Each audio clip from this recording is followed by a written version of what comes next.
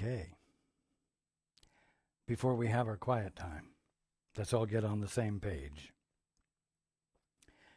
If you're in the Sparkly book, it's page 389, the second full paragraph.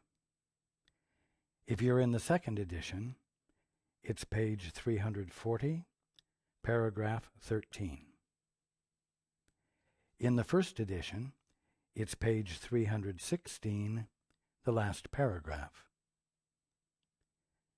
If you're reading from the JCIM, it's page 163, the sixth full paragraph. And if you're reading from the CIMS edition, it's page 327, paragraph 42.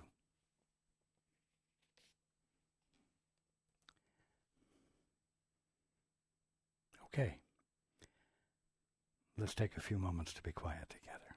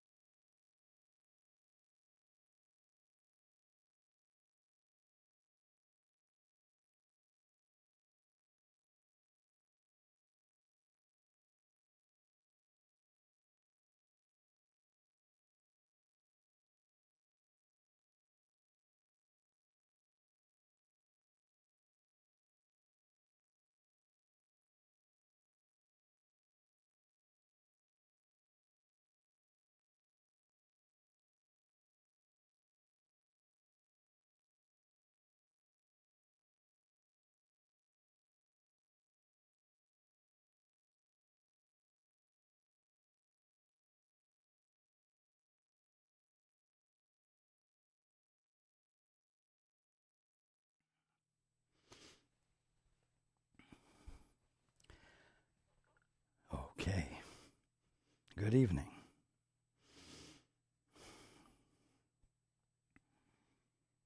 And welcome to everyone who's joining us on the internet.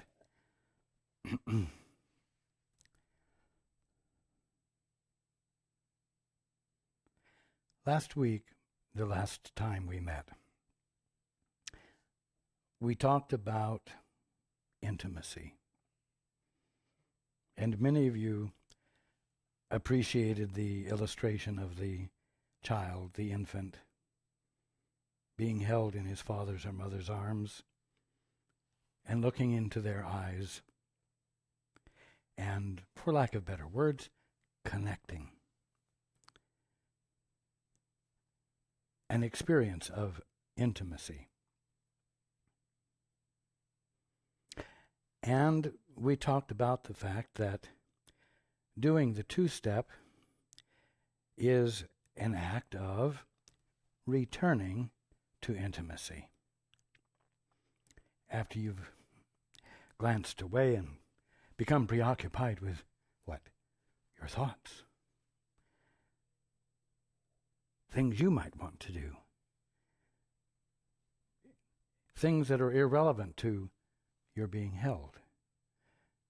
Your being in an intimate place of union, unity, with that which identifies you to you, that which is your source, that which, when you look into his eyes, reminds you of who you truly are, because you recognize who your Father truly is. This is very important. You see,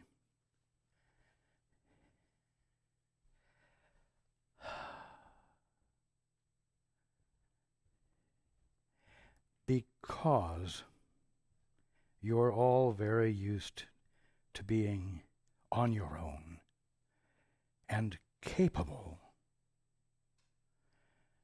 it doesn't feel natural to you to be intimate at the expense of your autonomy. And yet that is, as we've been discussing, the simple act which embodies coming home, coming back into your right mind. Now, many of you have engaged in the two-step and have heard the Father or your guide or me or the Holy Spirit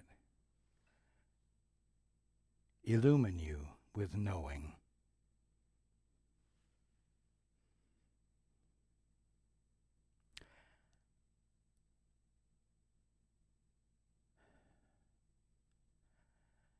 And the idea of experiencing knowing with a capital K seems very desirable. Something to look forward to. And of course it is. But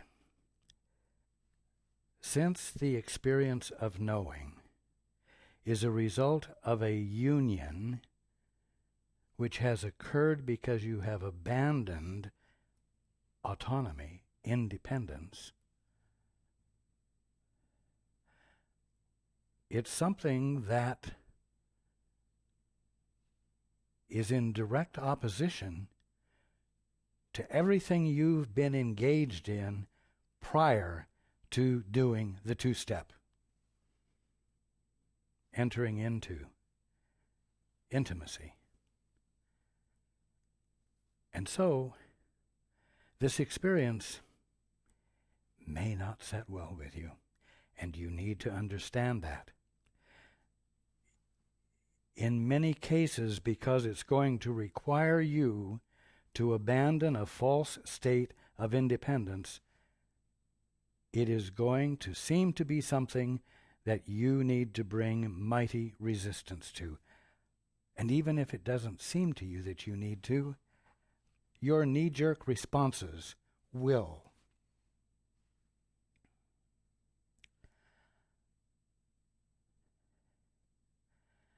the truth revealed is going to move you out of the crab barrel. It's going to move you out of the orphanage. It's going to move you out of the arena of mortality. It's going to move you out of the context of sin, disease, and death. It's going to cause your lives to be noticeably different, noticeably improved, noticeably desirable.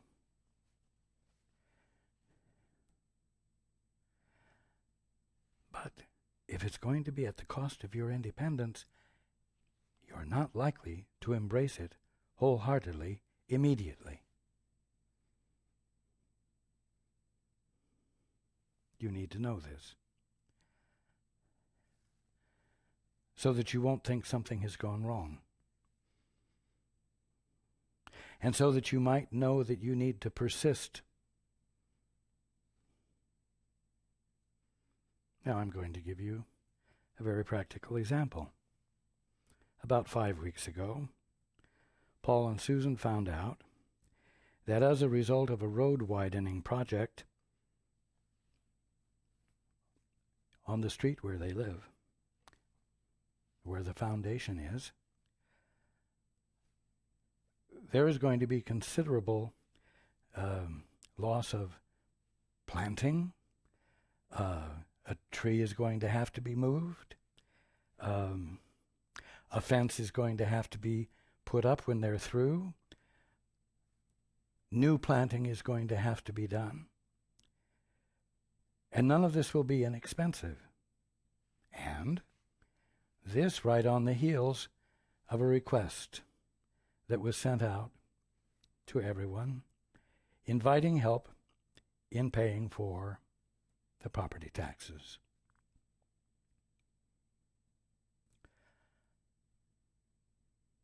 They did the two-step.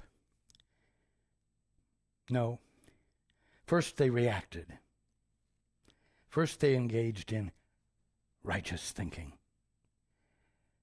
And then, because it is their habit, they very quickly engaged in the two-step.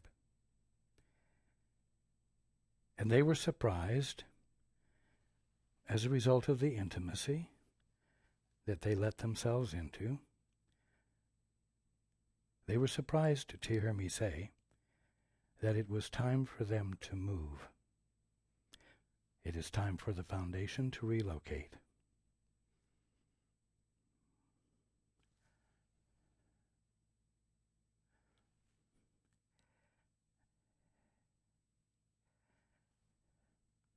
This was a knowing with a capital K that I was sharing. Exactly what I've been telling everyone they can expect to happen when they do the two-step, when they desire to know what is the truth here. In that act of intimacy, the truth will be revealed.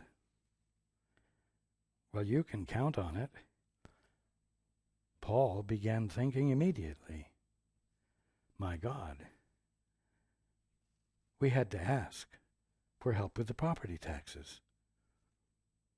Now, we're going to have humongous expense just to repair the effects of the road widening.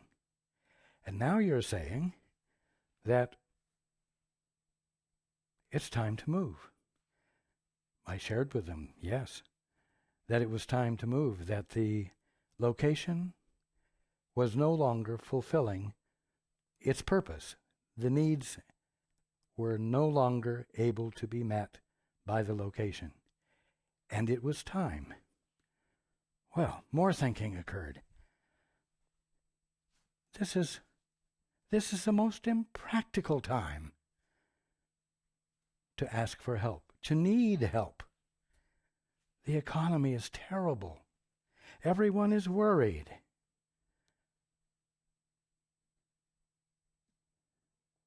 And I said, yes. But fulfillment isn't dependent upon current circumstances. Fulfillment is dependent upon doing the two-step, listening, joining in the intimacy, and hearing what the next appropriate step is. Why? Because when you're joined, you are inhabiting the place where God's laws prevail. And what I am sharing and have been sharing with Paul and Susan applies to everyone else in this so-called depressed economy. Because your well-being, fulfillment of purpose, is not dependent upon the economy that is reflecting everyone's fear and unwillingness to spend. And as a result of not spending, it increases the problem and the fear. Now, that doesn't mean that the answer is just to go out and spend and do the opposite. The requirement is to do the two-step, so that you might enter again into intimacy. You see, you must enter into the intimacy because it's only there that you remember who you are. Only there that you remember who you are. That you are the holy son or daughter of God. And that all that God is has not been withheld from you in his expression of you. And therefore, there are things for you to do. There are places for you to spend your money. There are places for you not to spend your money. And so on and so forth. There are things to do that identify fulfillment of purpose in that place where God's laws reign.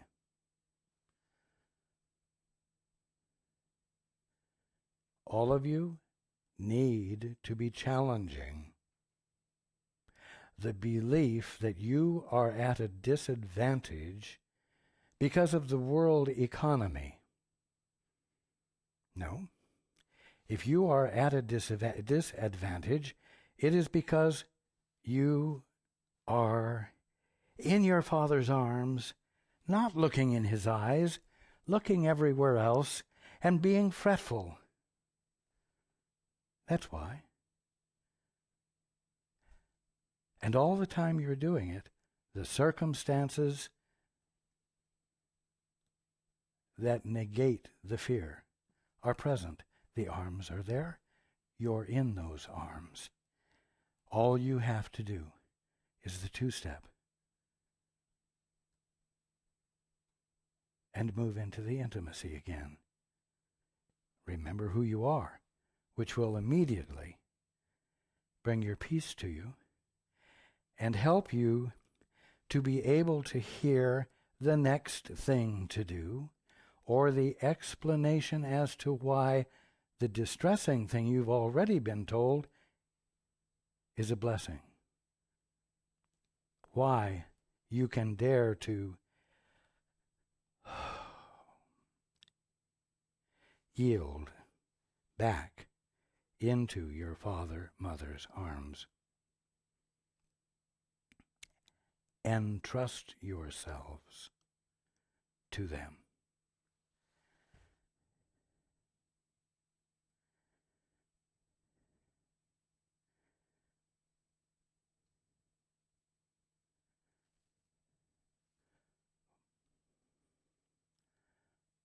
For 5 weeks, Paul and Susan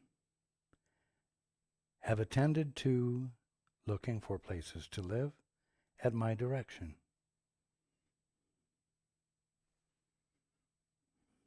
They love their home. They love where the work is being done. They don't want to move.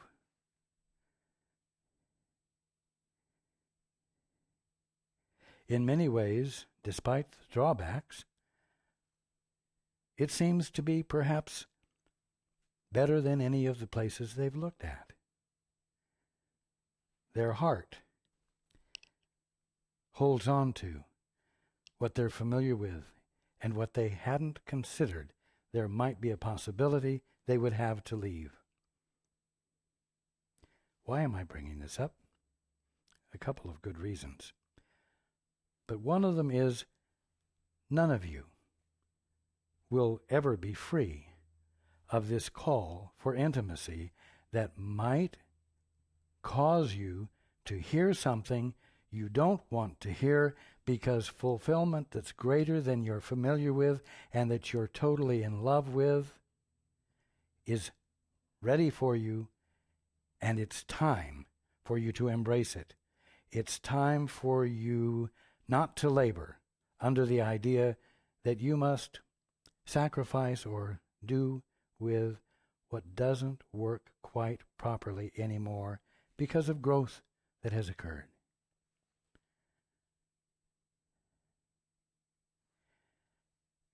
And when this happens, you must, after reacting, engage in the two-step again. Come back to the Father. Come back to the Holy Spirit. And say, in so many words, well, if you say this is going to happen, if you say this needs to happen, you must see how it's going to happen. I'm going to stop saying it can't happen. I'm going to abandon the feeling that I don't want it to happen, and that I'm not going to cooperate with it. And I really want to hear how this is going to work. What do we do? Now,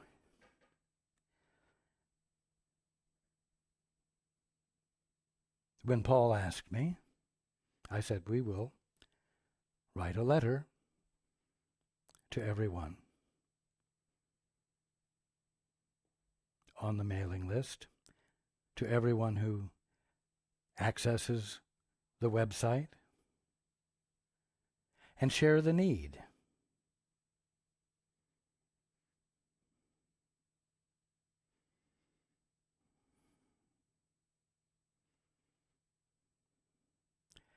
Do you think Paul just sat there and said, oh, okay, when can we start? No.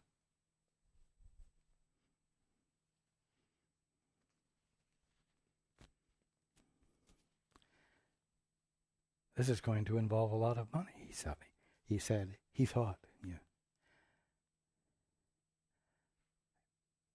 You know, he says, I don't like to even indicate when there's a need for help with the property taxes, because contributions are not overwhelmingly abundant.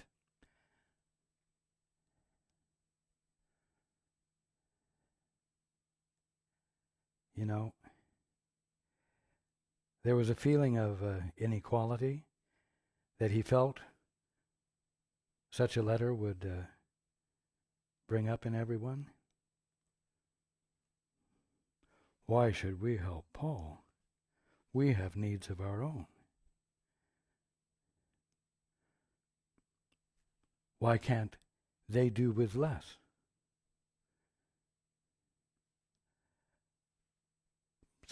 He was thinking, obviously, right? And of course, what I'm bringing up this evening is going to make all of you think, too. And so just be alert for it.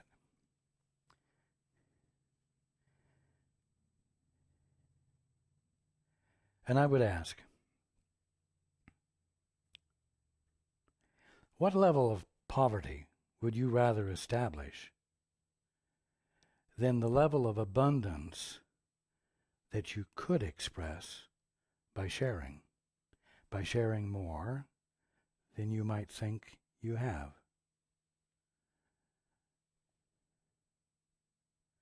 I've asked that question of Paul and Susan before.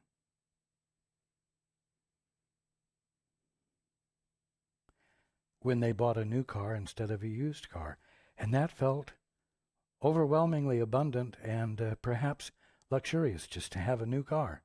And it wasn't a Rolls Royce. It was just a car. And I asked them, what level of poverty would you rather have established? And then a couple of days later, Paul looked across the street and noticed something he hadn't seen before. The people across the street, in an average house, in an average neighborhood where they lived, had the same kind of car that had just been purchased. And right beside it in the driveway was a boat. And there was nothing outlandish about it. It was just more abundance than he was inclined to conceive as simply normal for him.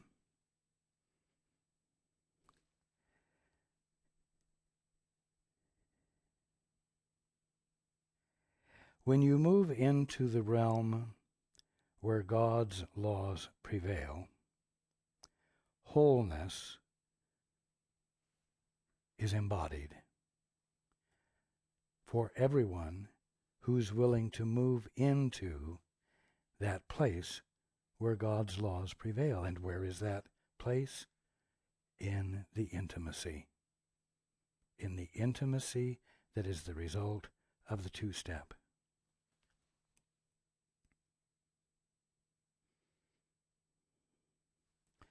Now,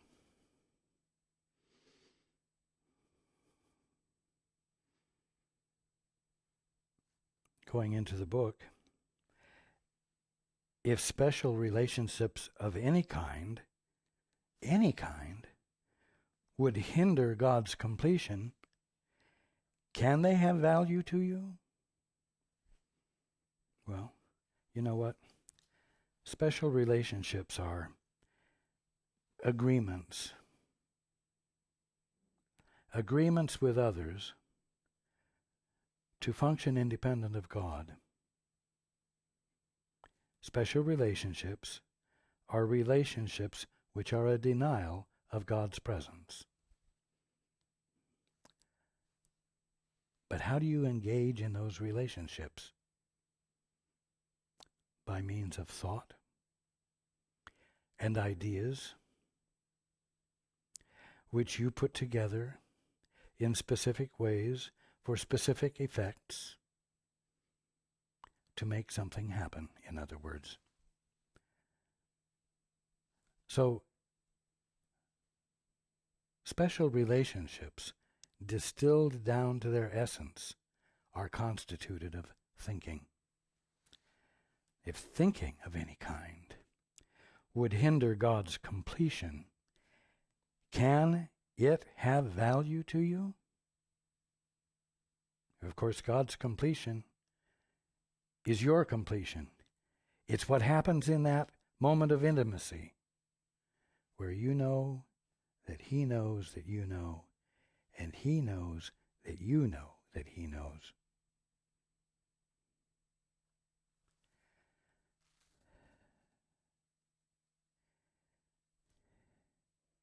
Anything other than that can have no value for you, and doesn't, and never has had.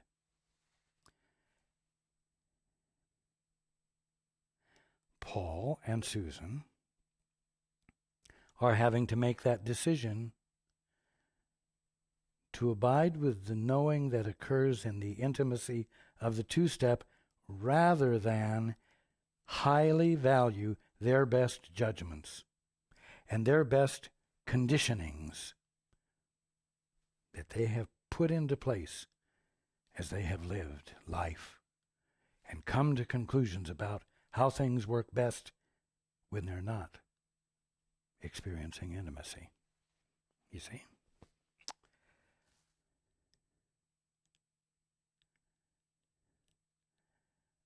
So, right now, I'm dictating the letter that I told Paul we would be sharing with everyone.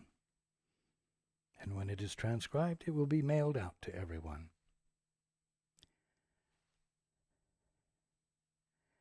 You know, you just can't say, quote, you shouldn't have a need, unquote. Or if you had done something else, you wouldn't have this need.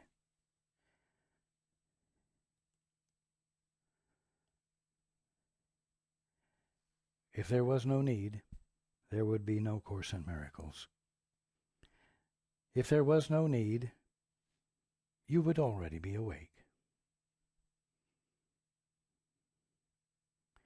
And as I've said before, the miracle is going to relate to exactly where you are and exactly the things you are encountering in your daily life, because what you're encountering in your daily life is the kingdom of heaven, not seen clearly at the moment. When clarity of vision is your birthright and calls for correction of your current poor vision.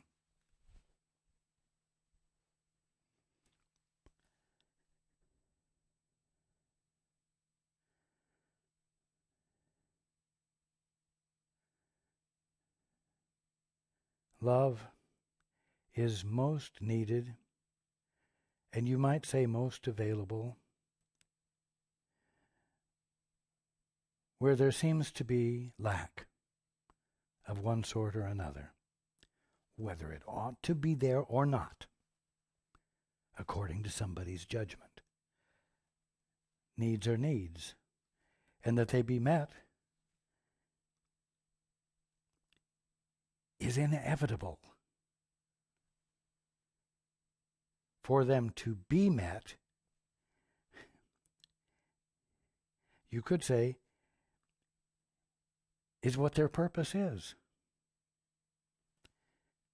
They're not to be ignored. They're not to be risen above.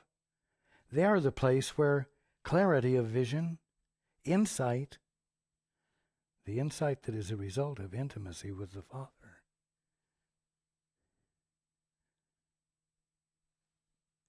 occurs and comes to bear upon the situation,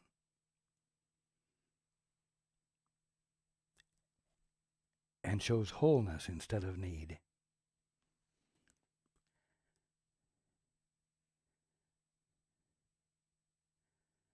So you must dare to face into them, the needs,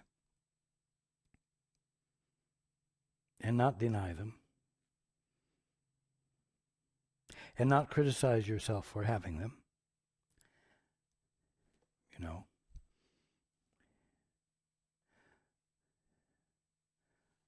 at one point, my disciples asked regarding a young man, who sinned, him or his father? And I shared with them, it had nothing to do with sin or who sinned or who was responsible, but it was for the glory of God. In other words, it was an opportunity for the experience of intimacy in which the need, the lack, would dissolve, disappear, because God is God. And God is all there is to the sons and daughters of God.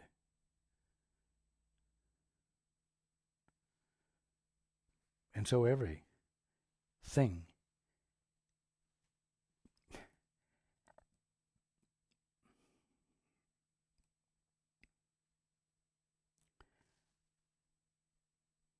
is a miracle waiting to happen, is the truth waiting to be seen, and for wholeness to be experienced because it fulfills purpose, not because it was earned,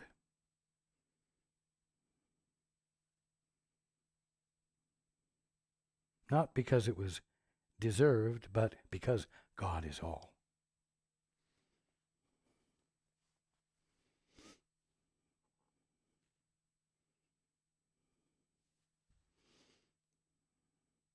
Continuing, what would interfere with God must interfere with you. Well, if your thinking distracts you from looking into your Father's eyes, it causes you to forget who you are. It causes you to experience this illusion, this artificial sense of separateness, which isn't true at all because you're still secure in the arms of your Father, in His embrace, in His attention.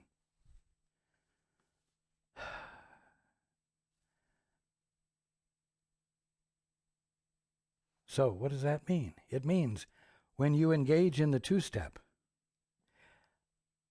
and when intimacy occurs, and truth is shared, and it's not what you expected, and it goes against everything that you have believed, you must persist in looking at your Father's eyes and not turning your head away, not frowning and squinching up your eyes so that you forget to see your Father and become preoccupied with the stress of being upset.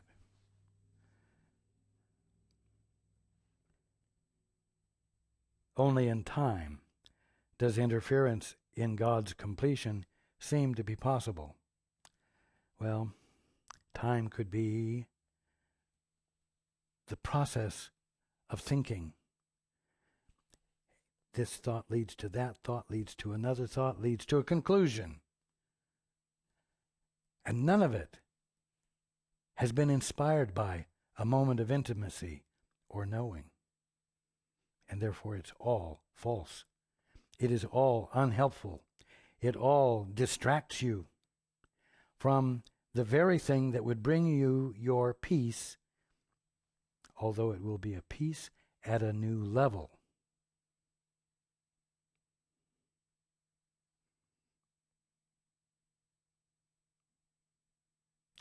A peace that is experienced because you're willing to place yourself where God's laws prevail. Where is that? In the intimacy. The bridge that He would carry you across lifts you from time into eternity. Waken from time and answer fearlessly the call of Him, the Father, who gave eternity to you in your creation. You know, wonderful, perhaps flowery words. Now, I'm going to engage you in the practicality of those words.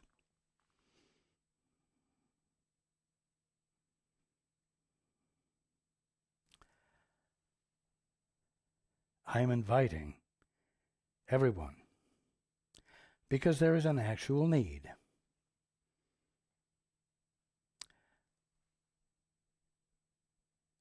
To be willing to consider contributing to this move, which will be quite expensive because it will involve the purchasing of a new residence before the old residence is sold. So we are talking about hundreds of thousands of dollars instead of thousands of dollars or hundreds of dollars.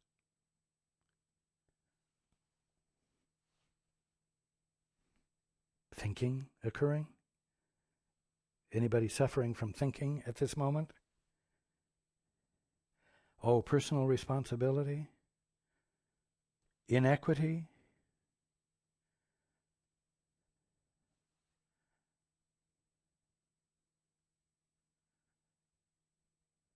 But wait a minute.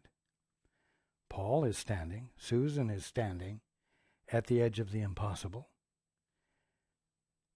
And they're asking me, what next? And I'm saying that what's next is exactly what's happening at this moment.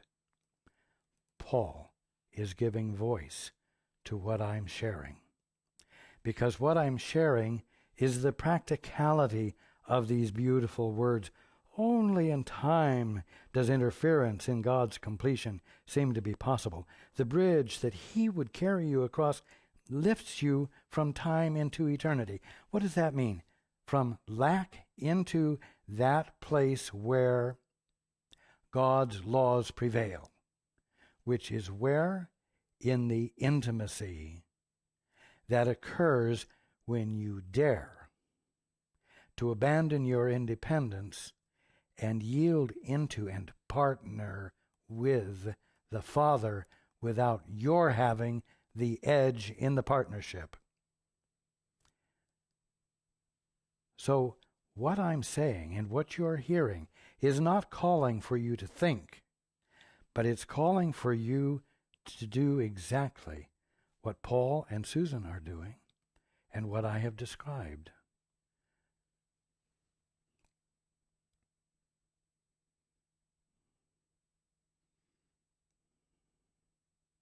Those with hundreds of thousands of dollars can contribute hundreds of thousands of dollars.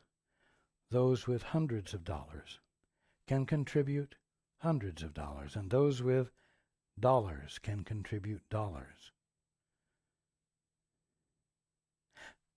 Not because I just said that those with hundreds of thousands of dollars can and therefore should. The point is, when you get into the intimacy of the two-step and you listen, what you will hear will fit you. Now, it may call upon you to do what you call stretching, but that's only because you have a tendency to stay small. You have a tendency to hold on to the status quo, just as Susan and Paul do. And there's need for expansion. There's need for you to come not only to an intellectual realization, but a realization as a result of actual intimacy that where God's laws prevail, you are whole. Now. And now you are, your birthright involves your having, not your lack. And involves your having what meets your simplest, most basic needs, so that you're not existing in a state of tension because you're managing to do without, because of your great faith that everything will be all right, even though you lack. It's not appropriate for you to be stuck in that. And it's not appropriate for you to read the paper or listen to the news and come to the conclusion that because everyone in the world is believing that the economy is bad, that God's laws don't prevail anywhere and aren't available to you as a result of the two-step and as a result of the intimacy in which, even for a brief moment, you realize who you are and what your birthright is, and it doesn't seem so unimaginable to you. And you're a little bit more at ease with it. And you're a little less likely to insist upon a more poverty than what the Father would give you.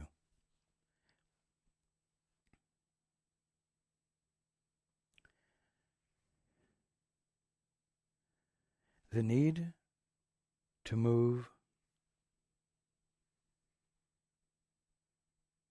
to a new location is actual. It has nothing to do with wants. If Susan and Paul could have what they want, they would stay right here.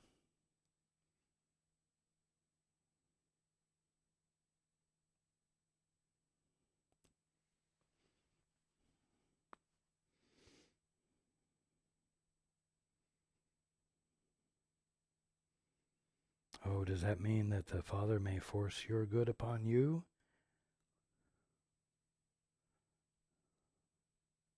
I hope so.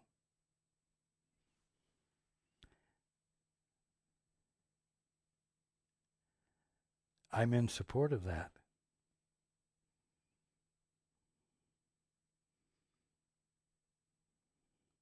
It's your birthright not to be experiencing lack.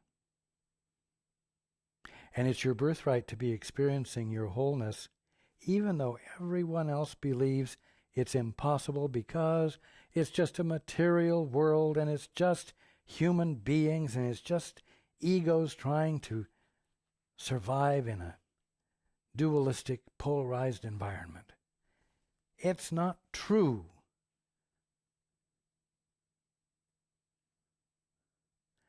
Paul, at this moment, is joining me in letting that fact be voiced in the world, where the news is voicing other things.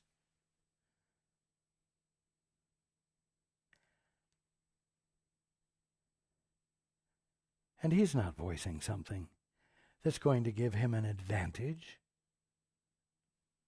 while everyone else is at a disadvantage? No.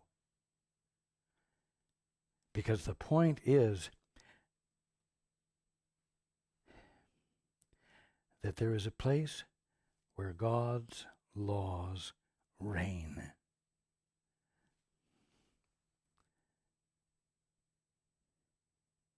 And it's in the place that all of you have available to you. It's in the place of intimacy.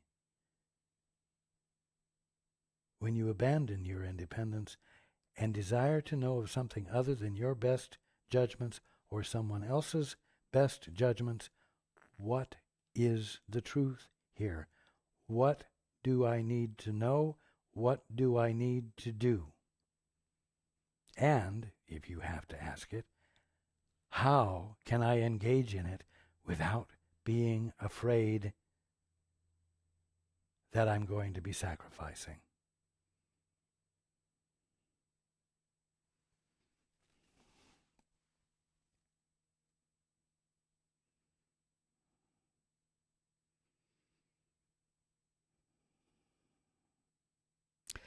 Again, waken from time, the realm of thinking and thought processes,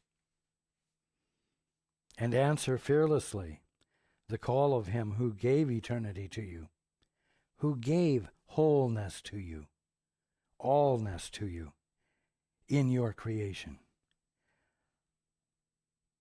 On this side of the bridge to timelessness, you understand nothing. The problem is you think you do, and you're confident about what you think. You're confident about what you believe. But on this side of the bridge to timelessness, you understand nothing. Why? Because any understanding you have hasn't come from the experience of intimacy where you've looked into your Father's eyes and He knows that you know that He knows, and you know that He knows that you know, where a knowing has occurred that reveals and confirms to you who the two of you are and what the two of you aren't. But as you step lightly across it, the bridge, upheld by timelessness, the nature of the intimacy, you're directed straight to the heart of God. home, clarity, sanity, and needs met.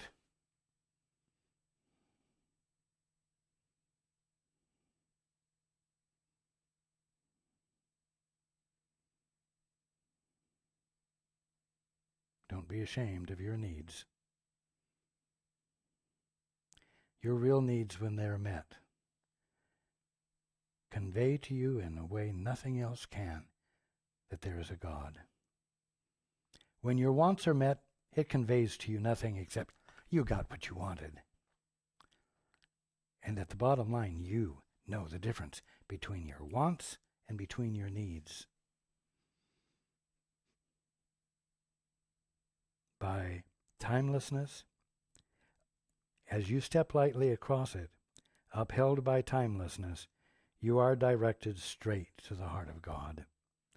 At its center, and only there, you are safe forever. Why? Because that's where God's laws prevail.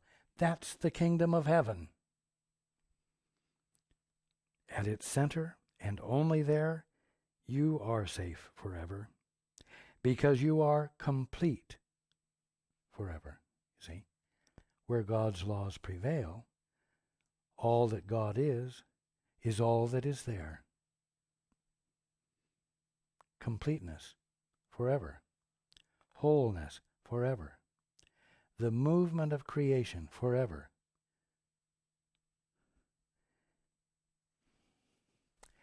There is no veil the love of God in us together cannot lift. What's the veil?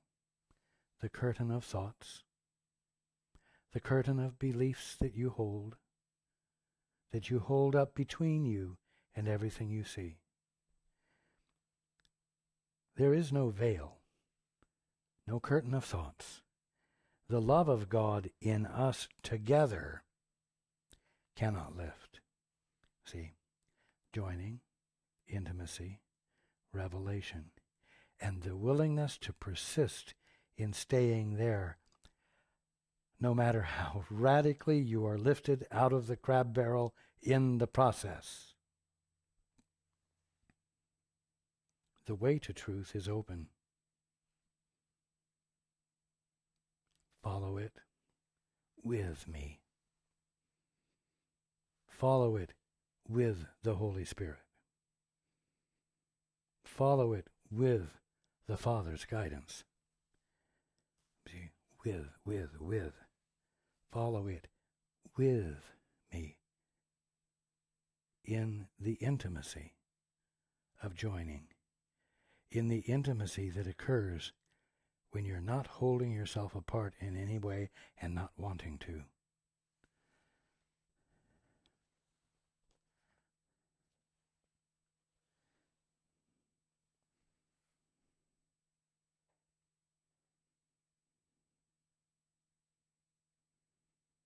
Now, again, I indicate that there is a substantial opportunity to contribute to the meeting of a need,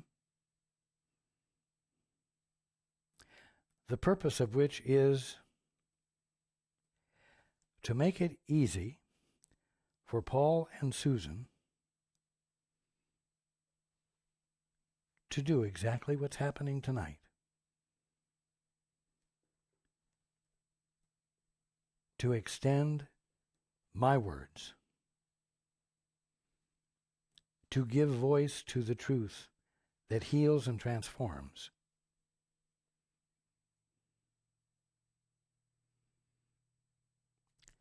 And I'm going to say that I require no one to do it because I'm Jesus.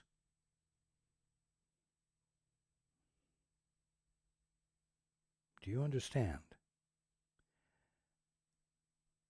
Do it as a result of joining with the Holy Spirit or the Father or me in the intimacy of your being.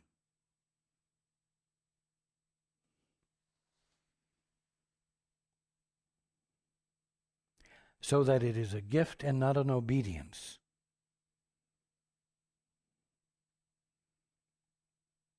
I cannot be too clear about that. And you do not want the confusion that will follow making a gift that's not a gift because it was an obedience.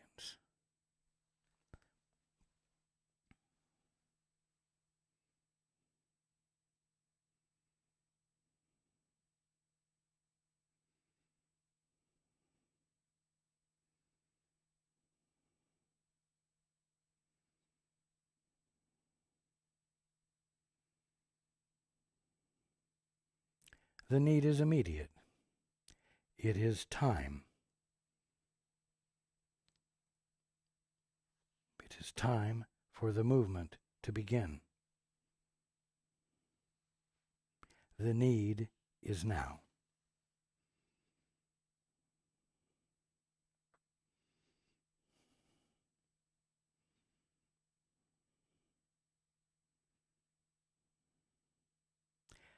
Enjoy finding out how your love will look.